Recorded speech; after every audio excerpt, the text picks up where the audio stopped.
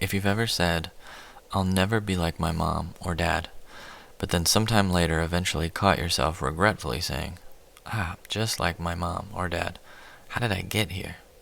You're not alone. This is something I've heard quite often in the therapy room.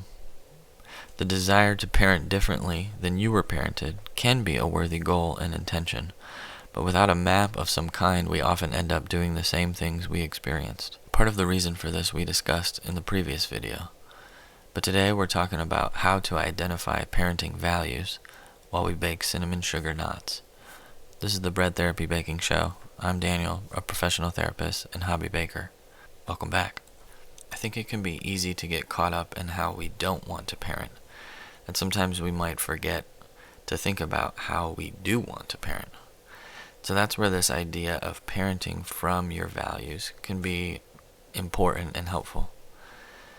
But in order to parent from your values, you have to stop and ask yourself, what are my values? And so a couple questions to maybe get you started could be, what sort of parent would you like to be? What sort of qualities would you like to have? What sort of relationships would you like to build with your children? How would you behave if you were the ideal you? As I've mentioned in previous videos, the research into attachment theory suggests that the qualities or characteristics of a secure attachment relationship are someone who is accessible, responsive, and engaged emotionally.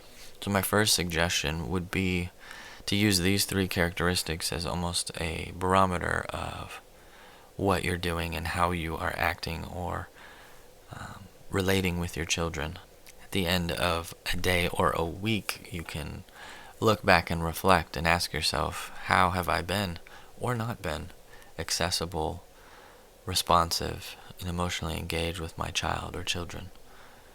And if there's something I need to go back and make a repair attempt, maybe that would be a good time to do so.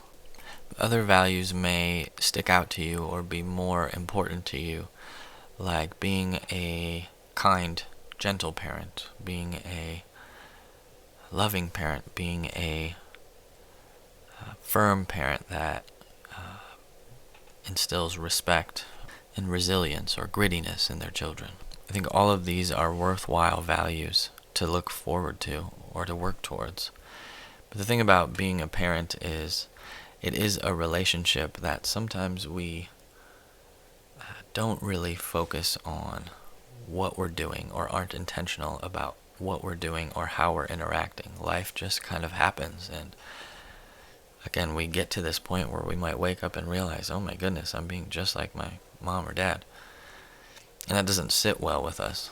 So understanding what your values are can be something you can lean back on and hopefully take you out of any sense of shame spiral that might come with realizing you've been acting like your parents. See, when we can live according to our values, that's something we can be confident in.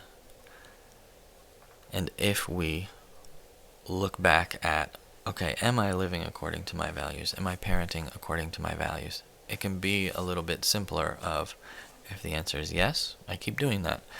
If the answer is no, well, then I try to make the changes and readjust. But I have this map forward of how I want to be and what type of parent I want to be. So perhaps it really is a perspective shift of how I want to be versus how I don't want to be. And this can come from other examples or role models that you might see, whether you know them personally or not. I think this is the benefit that some people find in reading biographies or autobiographies, is understanding how different people might navigate certain situations or navigate walking through life in a relationship. And so we can learn from others how we want to be, especially if we've almost only had a negative example of what we don't want to be.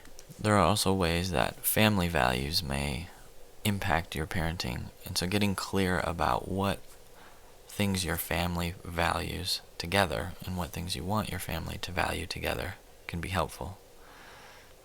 So working with your spouse and even with your kids to understand, hey, what do we all collectively value, and how are we working towards that?